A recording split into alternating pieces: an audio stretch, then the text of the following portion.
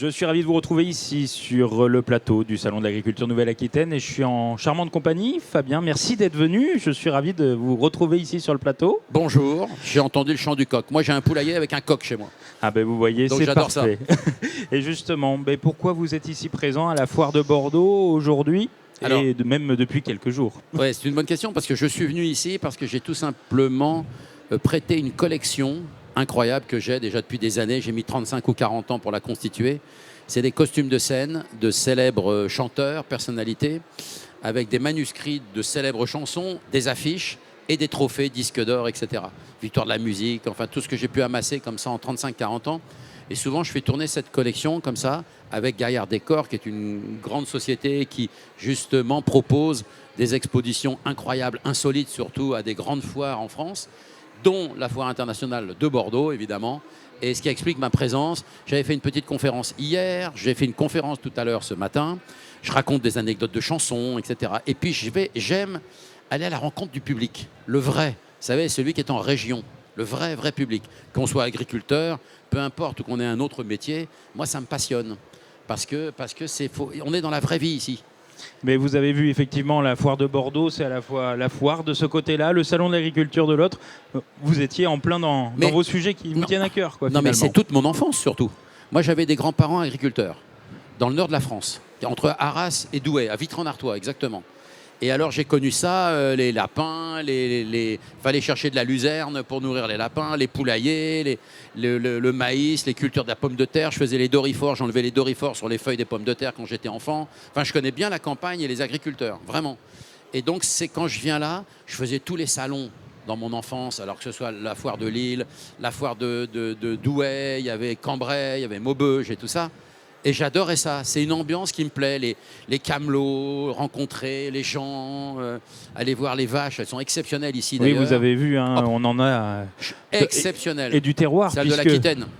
La blonde d'Aquitaine, la limousine, la basadaise. Voilà, j'ai vu. Ça m'intéresse en plus. J'ai à voir ces petits veaux qui sont auprès de leur maman. Et tout ça, moi, ça me trouble et j'adore. Je viens de là. Donc, on ne guérit jamais de son enfance. C'est pour ça que ça me fait plaisir de venir à Bordeaux. Et je ne sais pas si vous avez vu, de l'autre côté également, il y a aussi les chevaux. Je ne suis pas allé jusque-là-bas encore. Ah, ben voilà, l'occasion de le découvrir. Je vais y aller en sortant. Parfait. Mais donc, ça, c'est important pour vous, la rencontre avec ce public? Oui, parce que d'abord, j'aime savoir, si on doit parler de chansons, j'aime savoir quelle est votre chanson préférée. Vous savez qu'on a tous une chanson dans le cœur, tous. Mais quel que soit le métier qu'on exerce, on a tous eu plus ou moins la même enfance. On a grandi avec des parents, en tout cas, c'est ce qu'on souhaite à tout le monde. Et on a tous une mélodie qui nous rappelle un événement, un heureux ou un mauvais événement. C'est comme ça, c'est le sens de la vie. Donc j'aime rencontrer le public. Vous savez que j'écris beaucoup d'ouvrages. Je prépare mon 70e livre qui devrait sortir pour l'année prochaine. Et donc j'aime bien, je veux savoir ce que les gens aiment, ce pourquoi on achète des livres. Alors, c'est pour les histoires de chansons, mais après, quand c'est l'agriculture, ça me passionne. Les problèmes des agriculteurs, parce que ça concerne des millions et des millions de Français. Et souvent, les gouvernements successifs qu'on a eus n'ont pas d'oreilles, souvent. Ils restent sourds, alors que c'est un problème vital pour nos pays. Et ça, moi, je ne suis pas insensible, j'aime savoir, j'aime comprendre le pourquoi, etc. Tout ça m'intéresse, parce que je viens de ces familles-là. Et malheureusement, quand je vois, et j'ai pas de discours politique, mais quand on voit, peu importe, on donne 14 milliards à l'Afrique, on donne 9 milliards à l'Ukraine et 5 milliards, je ne sais plus encore, à l'Algérie, à tous les pays en développement ou la Chine. Mais je me dis, mais que fait-on de cet argent des Français qui doit revenir aux Français? C'est un vrai problème. Alors on a l'agriculture en difficulté, l'hôpital, l'école, enfin... Quand on fait un peu l'inventaire, le générique depuis une quinzaine ou une vingtaine d'années, c'est une catastrophe. Alors que les types, ils ont besoin, il faut qu'on rehausse les retraites des agriculteurs. Enfin oui, je ne suis pas homme politique, moi. Mais moi, j'ai un bon sens paysan. Le bon sens paysan, c'est ça. C'est de dire, mais putain, mais comprenez ces gens qui travaillent la terre toute la journée. C'est des métiers très difficiles. Il n'y a pas de vacances, pas de pont, pas de week-end. Je connais bien ça, moi. Et donc, je trouve qu'on n'écoute pas assez les peuples, au-delà de tout. Quelle que soit la revendication, au-delà de tout. C'est vrai. Et là, derrière nous, d'ailleurs, on a le marché des producteurs. Vous avez goûté un peu ces produits de Nouvelle-Aquitaine? Mais j'ai goûté les produits. D'ailleurs, je ne savais pas que dans le Pays Basque, on faisait du cidre. Ah ouais, moi, je connais le cidre de Normandie, de Bretagne, évidemment, comme tous les Français. Et le cidre est très, très bon. C'est la nouveauté de cette année. Ah ben, alors, je l'ai découvert cette année et c'est bien de faire ça. Je ne savais pas. Et c'est un très très bon cidre parce qu'il est moins sucré que le breton ou le normand. Donc, il est beaucoup plus diététique et puis il est délicieux, quoi, vraiment. Donc, j'ai découvert ça, par exemple. Donc, non, moi, j'adore ça, moi. Moi, je pourrais m'arrêter à tous les stands, j'adore. Il vous faudrait plusieurs jours alors. Bah, ça fait déjà 2 jours que je suis là. Exactement. Donc, j'en ai fait quelques-uns déjà des stands. C'est bien. Qu'est-ce que vous avez pensé alors de ce salon de l'agriculture? Bah, moi, j'aime ça. J'aime ces ambiances familiales, parce que c'est familial avant tout. On a la rencontre de gens, mais que ce soit pour la culture, avec les chansons, l'exposition. Je sais que les gens sont très séduits par ça. C'est encore jusqu'à la fin de semaine prochaine. C'est ça, vendredi prochain. Donc, on a rassemblé les costumes de Johnny Hallyday, de Claude François, de Joe Dassin, de Mylène Farmer, de Renaud, de C. Jérôme, de Nana Mouskouri, de Chantal Goya, enfin Carlos. Toutes les grandes icônes des années 70-80. Et vous savez ce qui me fait plaisir quand je me promène comme ça, un peu incognito, de moins en moins dans l'exposition. J'allais vous le dire, mais bon. Mais je me promène quand même quelques fois comme ça, et c'est de regarder les yeux qui brillent des gens. Ils ont les yeux qui brillent, parce qu'ils revoient le chanteur qu'ils ont peut-être vu. Quand Clo-Clo s'est produit en octobre 77, mettons, à Bordeaux, il avait ce costume bleu que j'ai ramené, bleu lamé, avec les strass sur les revers, très célèbre le costume. Un de ses derniers costumes de scène d'ailleurs. Et il y avait une femme hier qui avait vu Clo-Clo dans ce costume à Bordeaux. Souvenir, forcément. Donc quand elle l'a revu 49 ans plus tard, le costume, sans le chanteur, hélas, eh bien, ça lui a fait un pincement au cœur. Exact. Parce que, et je peux comprendre, et quand il voit les costumes des To Be Free, par exemple, parce que toutes les générations sont représentées. Exactement. Ou quand il voit une lettre d'Edith Piaf, un manuscrit original d'une chanson très célèbre qu'ils ont pu acheter ou connaître à l'époque, ben moi, je suis heureux de voir le regard heureux des gens.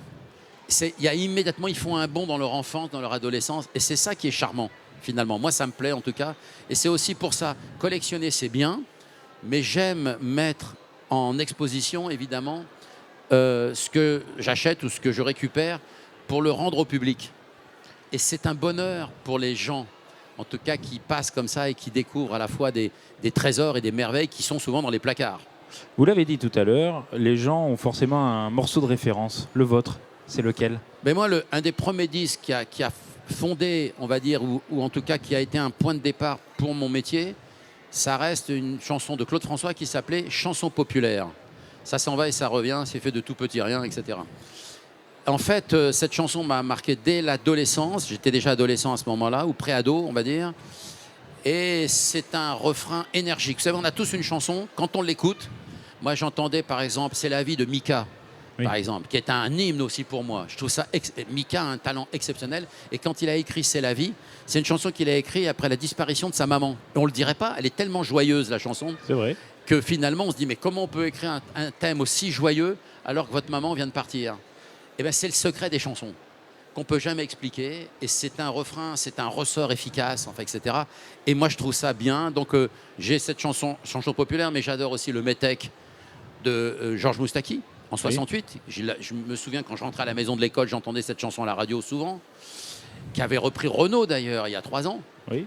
Admirablement d'ailleurs, il s'est réapproprié la chanson pratiquement. Ça, c'est le talent des grands auteurs-compositeurs. Hein. Et en fait, je crois que oui, il y a des chansons que j'ai dans le cœur aussi, mais comme des millions de personnes, là, en allant signer des photos là, sur le stand, les gens m'ont beaucoup parlé, j'adore ça. Et ils ont tous une chanson qui a motivé leur vie, le début de leur vie en tout cas. Si je vous pose la question, quelle est votre chanson préférée par exemple? Est-ce qu'on vous l'a déjà posé cette question? Est-ce qu'il y a une chanson que vous retenez? Peut-être pas une chanson, plutôt un groupe. Un groupe? Ouais, mais c'est pas français, hein, ça va vous déplaire. Non, pas du tout. Non, ça serait plus Supertramp, vous voyez. Moi, j'ai vu les Supertramp en 79 à Paris sur scène, à la Villette, à ce moment-là. Et comme j'ai vu ABBA aussi en octobre 79 aux abattoirs, à Paris, où c'était la plus grande salle, les Zéniths n'ont existé qu'à partir de 1984. Eh bien, Supertramp, c'est culte, évidemment. C'est culte. C'est complètement culte. C'est pas forcément un arrêt sur une chanson, mais je partage tout. Et je sais quel âge vous avez. Si vous me dites mon groupe, c'est Supertramp, je peux donner votre âge. Mais je ne le donnerai pas par politesse. Oh, c'est gentil, en tout cas.